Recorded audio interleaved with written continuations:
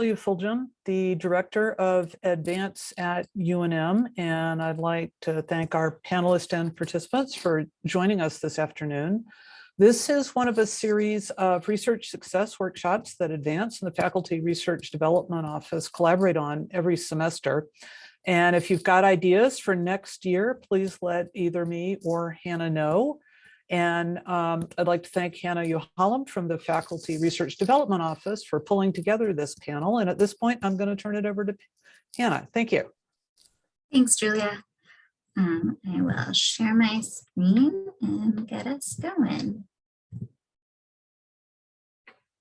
All right, welcome. Thank you all for attending, and also, again, thank you to the panelists for participating. So our panel today, if I can make this happen. All right, includes Betsy Till, the Senior Managing Director for Corporate and Foundation Relations at the UNM Foundation. Heather Mechler is the Director of the Office of Institutional Analytics. Jonathan Wheeler is the Data Curation Librarian in Research Data Services at the University Libraries. And Steve Carr is Communications Manager in the University Communication and Marketing Office. And as Julia mentioned, I'm in the Faculty Research Development Office as a Faculty Research Support Officer, quite a mouthful, FRSO. I'm going to do a very brief PowerPoint presentation talking about the FRDO, my office, and a couple other resources that aren't represented by people on the panel, and then open it up to discussion. I have some questions prepared, but audience members, please feel free to unmute and jump in or put questions in the chat at any point. So the Faculty Research Development Office is both an office and a network, and we support proposal development to bolster faculty research, scholarship, and creative activity to increase the diversity, quality, volume, and success rates of external funding proposals. So in effect, we're here to help you with your grant and contract applications. We are under the Vice President for Research. And I wanted to point out that we are made up of sort of two groups. There's a central office that includes myself, Monica Fischel, Jeffrey Pollack, and is run by Hannah Torres. And then there are FRSOs embedded in a number of the different colleges and schools. And so this means because each FRSO reports to their own associate dean for research, our roles, priorities, and services are not all identical. Some units, like the College of Education, require that everyone go through their FRSO, while others, like the College of Arts and Sciences, are welcome to reach out to FRSOs for assistance, but don't have to. Even though services may vary by unit, any request for support should start with your college FRSO. And if they don't have capacity, then those of us in the central office will come in and support. And we also support schools that don't have embedded FRSOs. So the libraries, for instance, if you have a question, that would come directly to us. And we have a ticketing system where you can input a request, and that's researchsupport.unm.edu, and I can put that in the chat later. So we will work with you on lots of different things. We can help with opportunity scoping. We can work on research development, whether that's helping identify collaborators or facilitating discussions among the folks who are already on your team. We work on proposal development, also just sort of helping gather all of the parts of proposals and the Cayuse and sponsor portal submission process. We also sort of separately coordinate limited and internal competitions. So if you've ever applied for one of those, we're the ones who are running that. And we also run workshops and trainings. We have an upcoming NSF career workshop, other things, one-on-one consultations. Our central office has been a bit understaffed. Jeff Pollack and I just started fairly recently, so we're re-expanding our offerings. So look for more from us soon. And just quickly wanted to juxtapose FRDO and OSP, which is the Office of Sponsored Projects. So OSP ensures compliance before submission. They can submit proposals on your behalf as the authorized organizational representatives, and they provide other administrative and management oversight of extramural funding.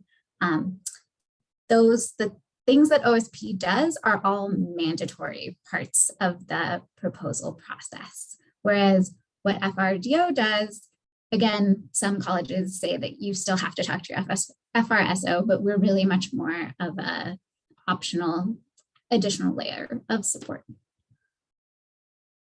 On the compliance and mandatory side of things, I did also want to highlight the Office of Institutional Review Board. So they oversee the requirements for research involving human subjects, and they have a city program, which is a mandatory training. So if you are doing any work that you would need an IRB for, you have to take that training, but they also have consultations. They have a regular workshop series that covers IRB regulations and policies, how to navigate the process, protocol and consent, and how to sort of physically submit the documents and forms. Some of the more nuts and bolts information is also on their website in training videos. And they are also happy to come to your class or to a faculty meeting. So if you have any questions with them, the director is Linda Mayo. And finally, we are switching from Cayuse as the system for submitting proposals to a new system called Streamline that is going to bring more of the process together, hopefully streamline it. And IRB is the first to be working with Streamline. So they will be doing trainings first about that. And then the rest of us, OSP, will be starting with that next academic year. So look out for trainings on Streamline. And then my last thing I want to touch on is another unit of the Vice President for Research, which is Grand Challenges, run by Anita Grierson. You might know of the Grand Challenges from sort of its identity in the past, which was a presidential initiative started in 2018. There was a competition and 3 Grand Challenges were selected: substance use disorders, successful aging, and sustainable water resources.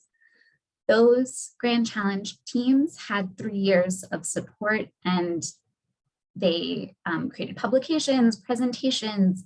They have had external funding and pilot programs that then went forward. Grand Challenges is being reimagined now to sort of include a broader field of topics and teams. And so it's going to have now concept creation teams that then get support and apply to be considered a Grand Challenge team, which then comes with additional support to apply for funding, build bigger teams, outreach to the community, etc. So there are a lot of discussions happening right now around different topics, including STEM education, child health and injury prevention, space science, culturally responsive literacy, human rights and basic needs, criminal justice reform, to just name a few. And so please sign up for the Grand Challenges listserv or the PI listserv to find out more about that, and the RFP to become a level 1 sort of concept team and get more support around one of these topics, or another topic that you all want to suggest, is open now and available on InfoReady. And again, I'll put that link in the chat later. And those are due May 10th. And there's also going to be an information session about the new Grand Challenges structure during the team research symposium. So that is it for those overviews. Does anyone have any questions about those resources before we sort of switch gears to the panel discussion? All right, then let me All right, so my first question for the panel is to please briefly describe the types of support your office can provide to faculty researchers. And whoever would like to jump in first, please do so. Sure, happy to. Welcome everyone. I'm glad you're all here. I would say that the nature of the kinds of supports that we can give faculty researchers falls under 3 categories. So one is the dashboards that we offer on our website, and certainly I can talk about those a little later if folks are interested. We also offer ad hoc reporting for people who have explored the dashboards and found that what they're looking for is not quite there, but they still have some sort of aggregated report they need either for a proposal or for some ongoing grant reporting. And then the third prong, I guess, of our services is help with survey design and deployment. Institutionally, we've been using Opinio. We're in the process of transitioning to Qualtrics. And so we're, as much as we can, a resource for helping people sort of understand survey question design, flow analysis, and that sort of thing. Thank you.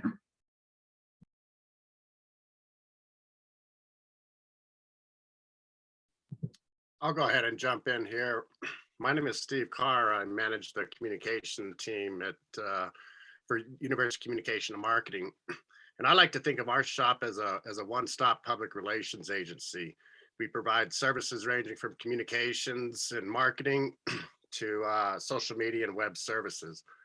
The communications team, the area that I manage, works with faculty, staff, and students to showcase the exceptional research, community service, and educational opportunities that we create here at the University of New Mexico. We also connect journalists with faculty experts across all UNM campuses, and this helps promote our research more on topical issues and issues of current issues worldwide, such as the war in Ukraine. We've had quite a bit of hits on that particular issue.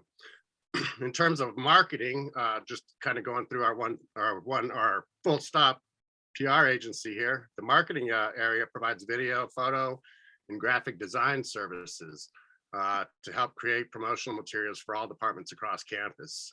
Our main campus social media channels are also the best place to showcase unique perspectives on the university experience and to inspire our community to engage with one another.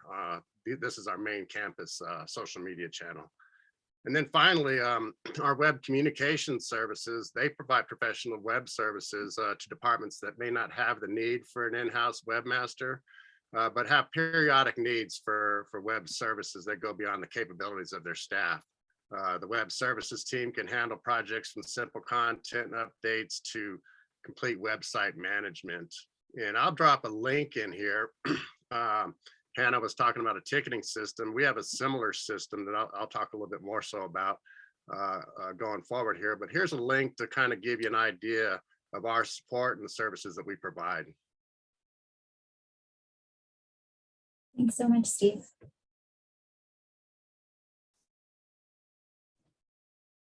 I'm Betsy Till from the UNM Foundation, and I want to provide a really brief introduction to the foundation because there are a lot of people on campus that don't know who we are and what we do.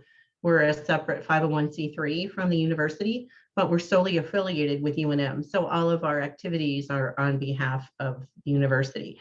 Our job is to raise money from private individuals, alums, and organizations for university programs within the Office of Corporate and Foundation Relations. We're a staff of 2. We're joined here today by my colleague, Sarah Fair, and we work across all of the university units, branch campuses, health sciences center, professional schools, and do lots of program planning. We conduct focused prospect research to help identify private funders for particular university funding needs. We help write proposals and letters of inquiry. We do lots of editing focused on specific audiences because every one of our funding prospects requires a different application process. One of the things that we do really well is help you tailor those applications for whichever funder we're applying to. We work both with gifts and grants and work closely with FRDO and with OSP on our applications. And every year we report about $85 million in private support for the university, spread across those donations from individuals and organizations. And we do have a website that has some resources, so I'll put those links in the chat as well. Great. And so, yeah, so I actually put a few slides together that I would like to share for the purposes of the recording. And yeah, I'm John Wheeler. I work in the Research Data Services unit of the University Libraries, College of University Libraries and Learning Sciences, and I'm the Data Curation Librarian.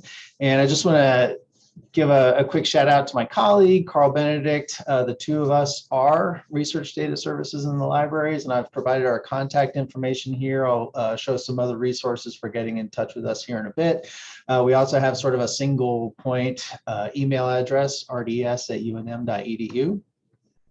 And the services we provide for both sponsored and unsponsored research are really aligned with the entire research lifecycle and the data lifecycle as it relates to research. And that includes things like data management planning, data reference and discovery. If you're interested in using external data sources, we provide data science workshops, both in short formats, whether that's a 2-hour workshop or a longer format, can be a 2-day workshop, if you will. And I'll go into some more detail about that in a second. And we also provide services around data sharing, archiving, and preservation. And so when we talk about the services we provide in support of data management planning, that can be at the 30,000 feet view, if you will, at the high level for your project, but also specifically with regard to the data management plans, often a 2-page or a 5-page document that funders are asking for to be submitted with a proposal. We provide consultations on that, including things about addressing and navigating through funder requirements, providing consultation on things like file formats for sharing and preservation, metadata standards that the funders and the sponsors like to hear about, access and use policies, copyright, assigning DOIs and persistent identifiers, and also strategies and repositories for making your data publicly accessible and discoverable, which is something that more and more funders are expecting and requiring. In terms of data discovery and reference, we can help point you to external data sources, how to cite data. We can provide information about how to cite data that you use within your research. We can help you navigate and develop data use agreements and to work within secure data enclaves, so that maybe if you're working with sensitive data from a third party like the ICPSR, we can help you orchestrate that arrangement. As I mentioned a minute ago, we do a lot of workshop development and instruction. Carl and myself are both certified software and data carpentry instructors, and we sort of work with a growing cohort of certified instructors here at UNM and throughout the state. And I'm happy to provide more information on what those workshops are, but they're essentially 2-day intensive introductory workshops into data science topics around workflow and data management. But we also teach and can put up or orchestrate at relatively short notice smaller 2-hour workshops on any of the topics that you see here, things like R and RStudio, Python, Git. We have an ongoing monthly workshop series that is free and open to the public. And again, we are able to sort of calibrate some of our workshops to specific labs or departments or unit needs. And then lastly, we do provide support for data archiving and sharing. So identifying repositories where you can share your data. If you have data that needs to be archived perhaps in a non-publicly accessible fashion, we have platforms and support for that. And we can help you find the repository that is sort of the best suited to making the most of your research and your outputs in terms of enabling the best discovery and access of your research. And that is all that I have to share on that. Thank you. Thank you.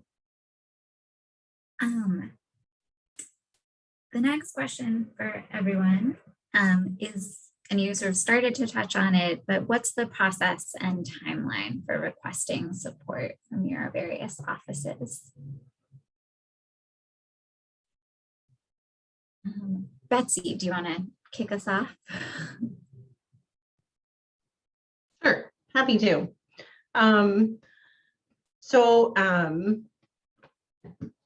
Sarah and I can be very responsive, and when somebody's considering or they have a question about a private funder, then we always encourage them to reach out to us directly, call, email. And it's helpful for us to kind of get in on the ground floor of a program application or evaluation of funding prospects. So the earlier, the better for us. We can be really responsive and usually, set up a meeting between a week or two to sit down and talk with you, faculty and staff, about their funding needs. One of the things that we do is focused prospect research using internal and external databases. We encourage people to, if they're interested in private funding, to talk to us about prospects. Foundation Center Online is available through the libraries. There are services like Pivot who can send out funding opportunities. Sarah is very proactive about sending RFP applications or notices for private funding. And it's really easy to kind of, as you get into the prospect research, spend an awful lot of time looking at organizations that may not turn out to be ideal funders. It may indicate that the organization funds nationally, but 99% of their funding is awarded, but within New York State, for example. It may be that they don't fund public universities. So there are a lot of nuances to the prospect research, and Sarah and I and our prospect development division here at the foundation can do that research much more effectively and efficiently. So we encourage you to talk to us about that. That process usually takes about 4 weeks. We do lots of collaborative preparation and editing of solicitations, depending on the deadline. That might roll out over the space of, like a month. What we do try to do is manage expectations and tell people that from start to finish, private funding solicitations and that process typically can take within 6 to 9 months. So there's not anything particularly quick about it. It's not too early to even start thinking if you have summer programs that you want funded, for example, for summer of 23. So as I said, kind of earlier the better. One of the things that we, and I'll try to share my screen, do offer is, hopefully everybody can see the project planning worksheet. It's a simple 1-page Word document that we will ask you at some point to fill in some information for us, so we have some general background on your project and its budget. You can ballpark that, but it gives us all a starting point for our discussions.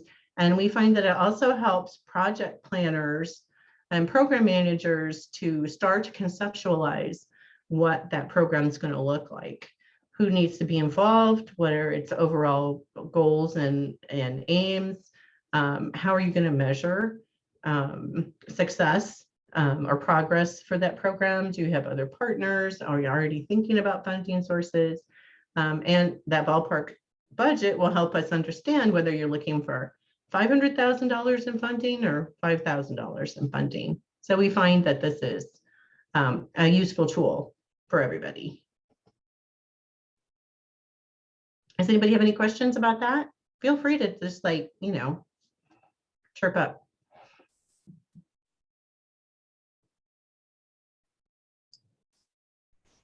I'm happy to chime in too. In terms of contacting research data services, we're also pretty responsive. And for several of the services that I mentioned a minute ago, there's not a whole lot of turnaround time or advance notice required. For example, if you wanted to contact us about finding data sources or working within the terms of a data use agreement, I'm putting a link into the chat about the library employee directory. You can reach myself or Carl from there, but also depending on your subject area, there may be a subject liaison who can help you identify resources that will support your research. And so that's a great place to start to find people in the libraries who can help you. We have dynamic calendars on a lot of these pages that this directory links to, where you can schedule an appointment with us dynamically through our calendar. It's tied in with Outlook.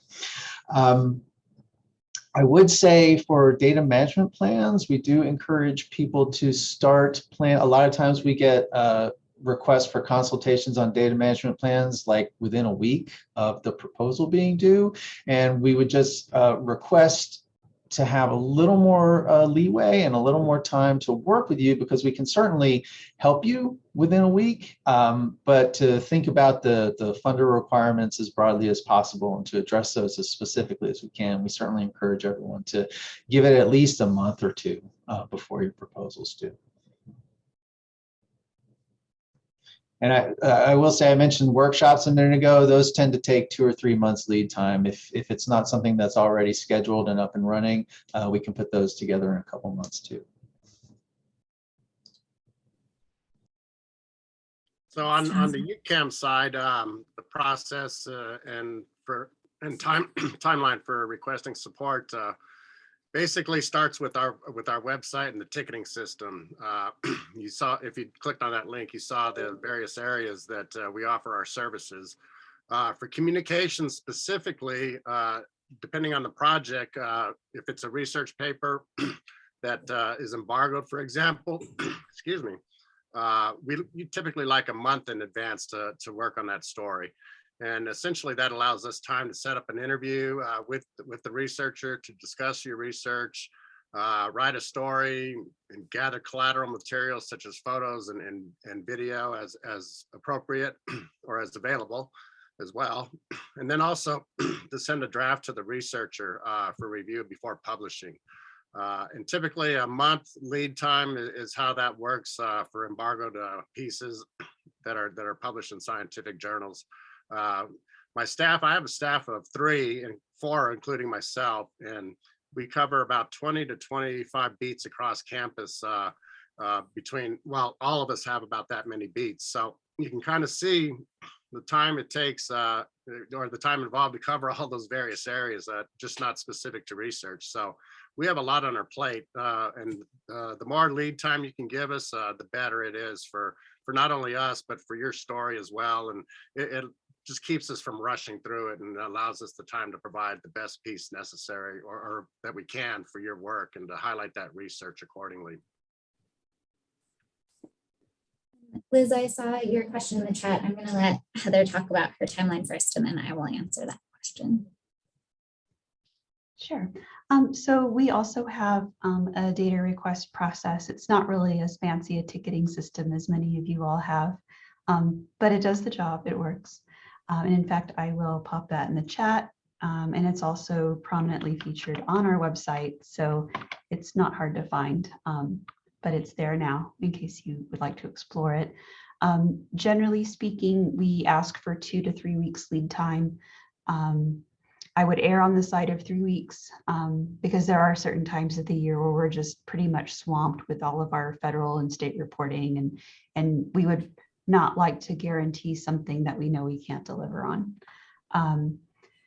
As far as support for survey design and deployment and things like that, I would say, at least a month or 2 lead time. Again, that can vary throughout the year. In the summer, we're pretty flexible. But come talk to us in October or February, March, and it's a completely different story.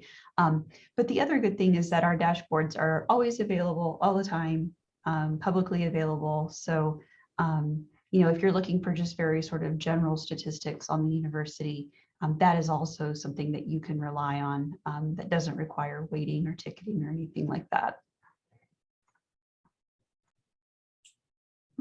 Yeah, and I think there's definitely a theme. The earlier you come to us, the more we can help with. For FRDO, that holds true as well. If you have a proposal that's done and you just want a proofread or an edit, we can do that the week before your proposal's due. If you want sort of more robust assistance, the earlier, the better. Hannah Torres, the director of FRDO, is in the process of developing a sort of more comprehensive timeline of like, if you reach out to us 2 months in advance, this is what we can do. If you reach out to us 3 weeks in advance, this is what we can do. And that will be on our website and we'll circulate that, but that's not finished yet. Again, I put the website in the chat. It's just researchsupport.unm.edu. And so you just fill out a ticket there saying what type of assistance you need, and it will get routed first to your college FRSO. And then if they need additional support, they'll pull in the central office. And Liz, in terms of graphic design support, I know in the past we've had graduate students who have helped with that. I'm not sure we do at the moment, but definitely like put that in your request. And I think we can pull people in to help with that, even if we're not staffed on that at the moment.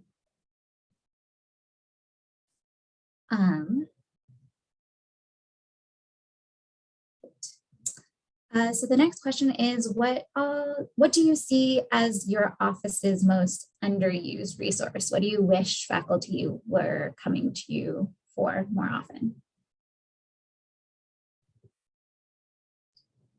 I don't mind to kick that one off. In the slides I showed our data repository. We actually have 2 repository services that are public facing that we provide support for. One is the UNM Digital Repository, which is sort of a general purpose repository. It hosts ETDs, article preprints, and data sets.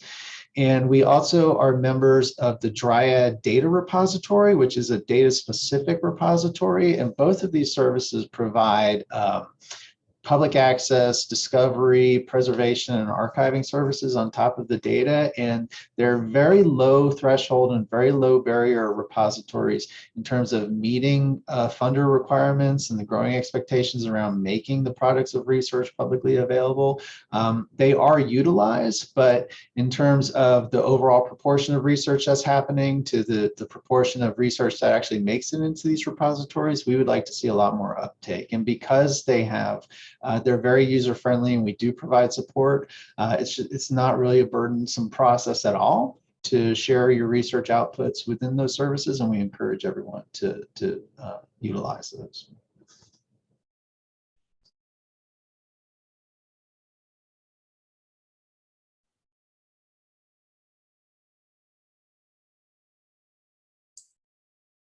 I can say for FRDO, I think the sort of team facilitation is something that we're hoping we become more well known for. And so starting earlier to help you all figure out how to work together, whether it's with a like multi-PI or co-PIs, or even just within how to manage the plan for what your graduate research assistants or administrative staff will help you with on a project. I guess I want to introduce a new service that not necessarily my office, but the foundation is offering related to crowdfunding.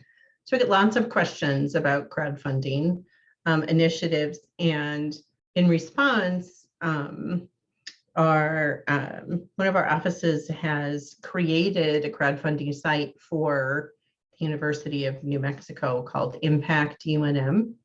And I'll put a link to the website here. There's information about how the program works. There are open campaigns, I guess, that we have right now. Not every project lends itself well to crowdfunding, but our folks can help you determine whether your project could be a good match for a crowdfunding initiative. And the nice thing about that is it's managed by the UNM Foundation. So any donor contributions to the crowdfunding effort are all 100% tax deductible as a charitable contribution. And we do all of the tax receipting and that kind of stuff.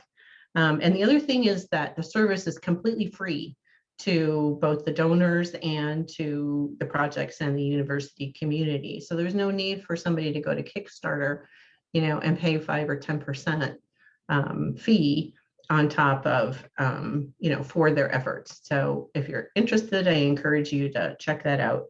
And then it's a little bit of a facetious answer, but when I think about our office's most underused resource, it's Sarah and I.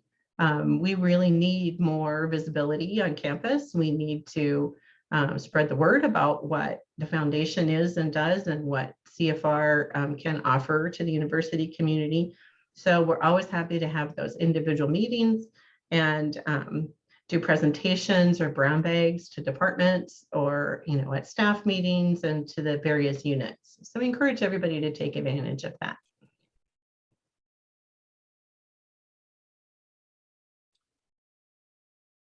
On the UCAM side, I think I'll take a guess here, because based on our ticketing system, which we actually rolled out about last November, December, probably one of the most underutilized resources in our office is the events calendar.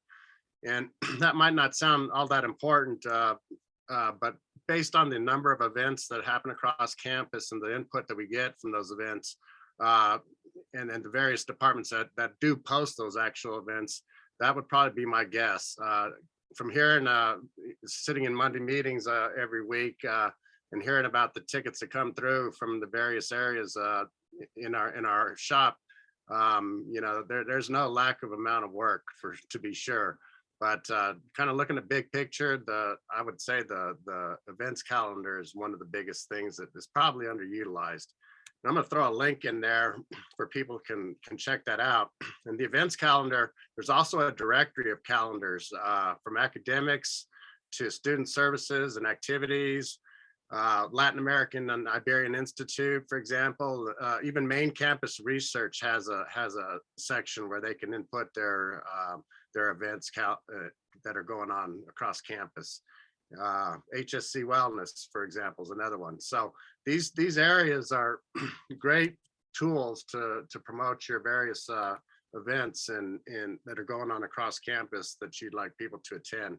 That would probably be my guess. Just looking at the workload from the various areas that our areas get. And I'm going to stick another link in the chat there that gives you that directory to those calendars, and you can see check those out and see how many there are. It's a great resource tool that I feel is a little bit underused across campus.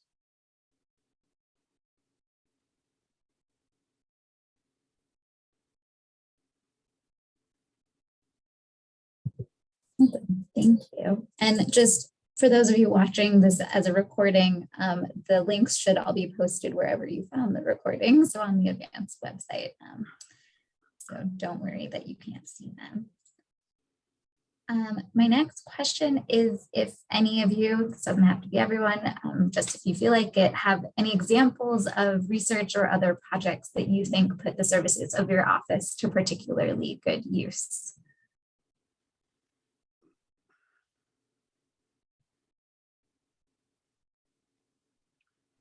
So I'll go ahead and kick this one off.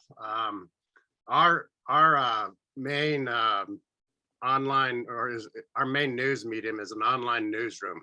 And essentially there you'll see various types of stories that we publish, how we utilize that newsroom to publish and promote those pieces. And also it's available for us to schedule content 24/7, 365 days a year. I'm going to throw another link in the chat there just so people can check that out on their own. But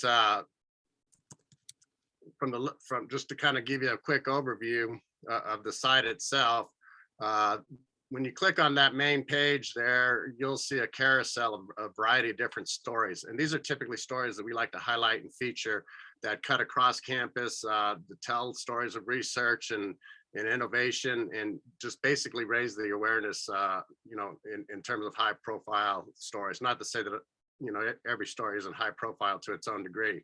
But these are where we put a lot of our feature stories. We also have a video playlist that is incorporated into the system. And then just below that, you'll see our latest news. And typically the format is a grid format where we feature 9 different stories. And these are just promoted throughout the week via the UNM News Minute, which we put out twice a week on Mondays and Thursdays. A lot of this information gets input into the president's message as available and as she has room to promote.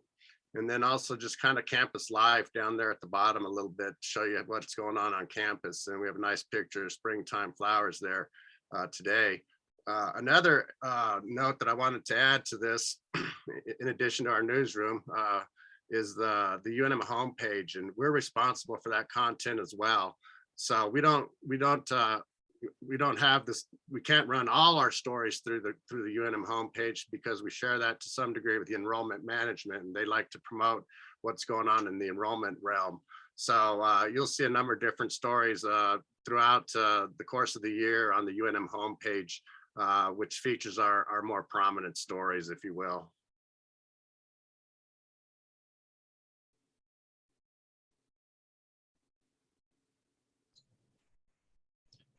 I'd like to share my screen because I've talked about, you know, a lot of what we do is really in the context of funded research, but I did mention that we work with unfunded researchers and unsponsored researchers. And so one example that I'd like to share is working with a researcher to put data into an external repository, OpenICPSR. This is Dr. Leon Moretta from economics, where basically we worked with him to develop a code book for his data set. We annotated the do file from a SCADA process that he used, added some documentation. And as you can see, by making this research available in social sciences database, there's been lots of views, lots of downloads, and some citations of this. So, you know, I'd like to add that we've worked with the New Mexico EPSCoR in creating data management plans. We've worked with the Center for Water and Environment, the CREST Center to develop data workflows. But I just want to highlight in this part of the panel that we do work at the large scale, but also at the smaller scale research.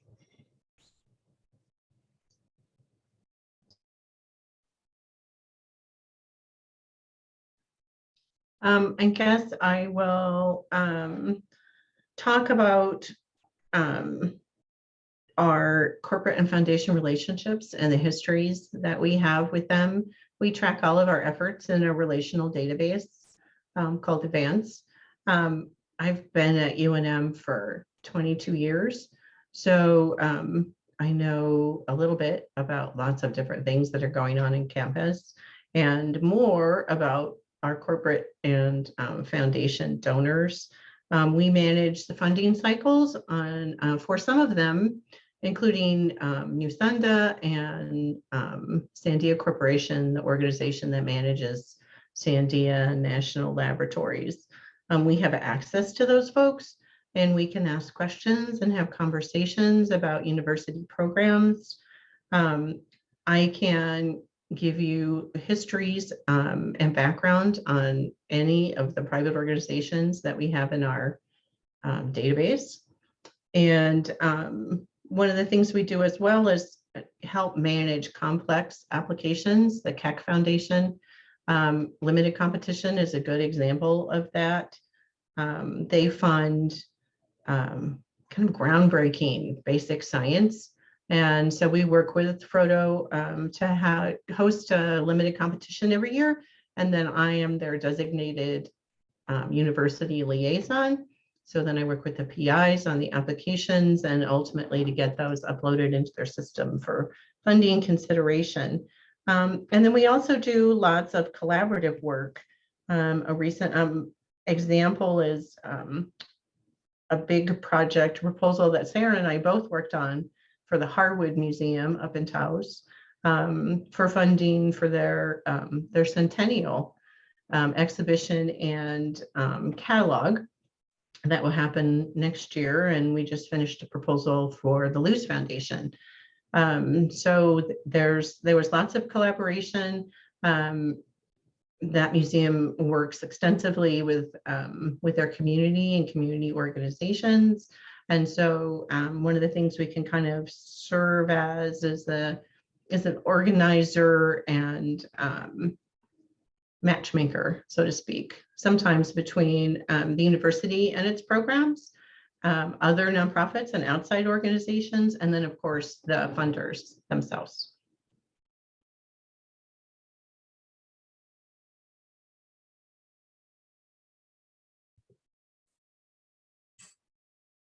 Awesome, thank you. So the last question I have on my list is if any of you have any tips or recommendations. I mean, this whole presentation is tips and recommendations, but anything else that you want to tell researchers or faculty before we sign off?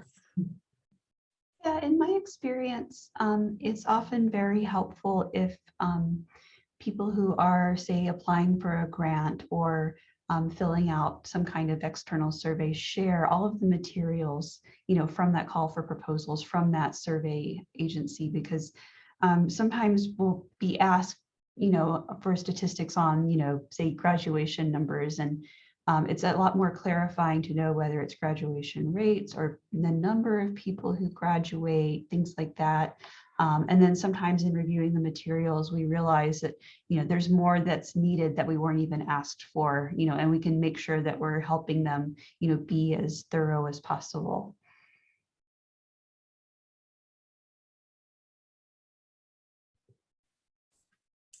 So on our end, communication is a big key across a big university such as the University of New Mexico.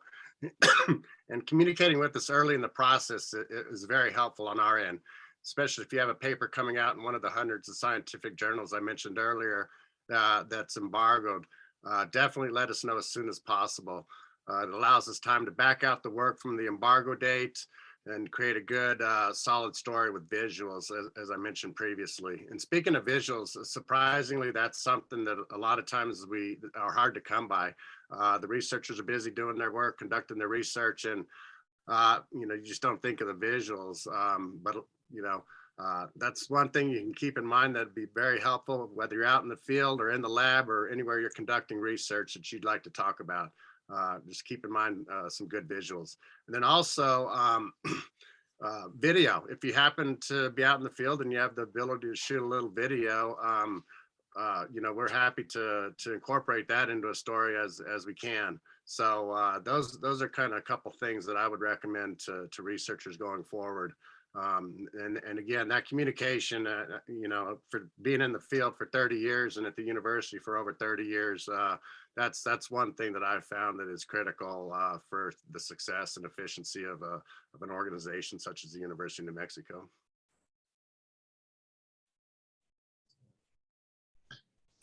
Right, and I would reiterate what Steve and Heather have said about sharing information, sharing proposals, really reaching out to us as far upstream in the process as possible, but also to budget for data management. When you're sponsored projects and in your proposals, there are a lot of allowable costs that can be included in your budget for the NSF and the NIH. In fact, the NIH has a policy that they're rolling out this year where they very explicitly outline some of the costs related to data management. So it's not an unfunded mandate to manage your data and to preserve your data and to share it, but just to be aware that those costs can be built into your budget. And we can support you in developing that budget. And I would encourage everyone to consider private funding as part of your portfolio.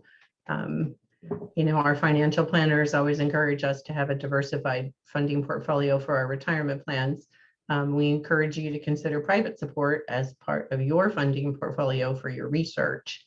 Oftentimes funders will fund work earlier in the research cycle to develop proof of concept, to gather data that can help prepare you to approach a federal funder, National Science Foundation, NIH. And oftentimes they're willing to assume higher risk for potential failure of ideas.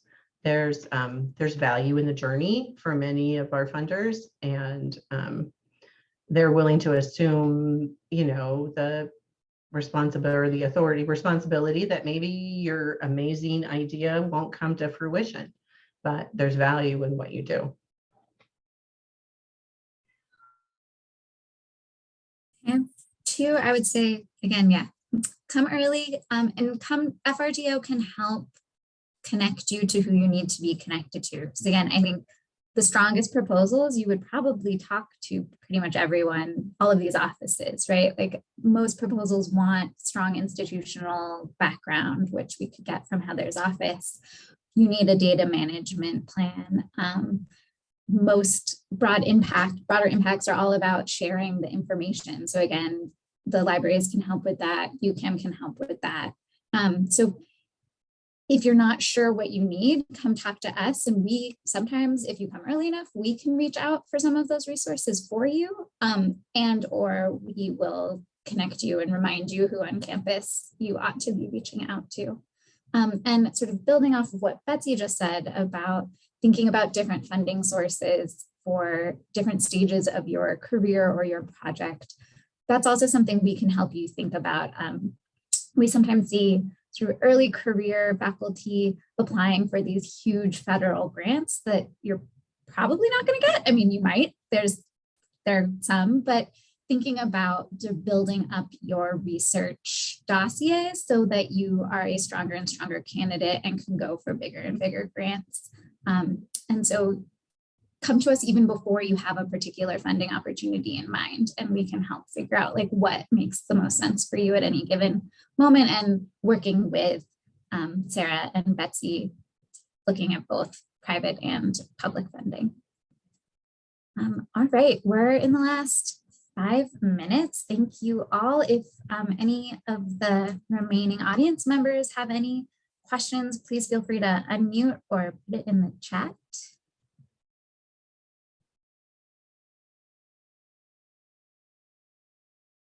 Right, otherwise I think we'll just hand this back over to Julia, and thank you again in advance for inviting us to all present. So I want to thank the panelists again and the participants. I did put in chat that I've consolidated all the links and we will post them when we post the video. And I want to encourage everyone working on things like NSF proposals, look at the Office of Institutional Analytics site. Under Heather's guidance, more and more information is available every year. And the last time I needed something, I thought, oh, it's probably not there, but I'll look. And I was like, oh, it's there. So there's a lot of demographic data there. And if you leave something to last minute, don't panic. It may well be right there. Thank you everyone for the outstanding support you provide to researchers and faculty, staff, and students. And everyone have a good Friday.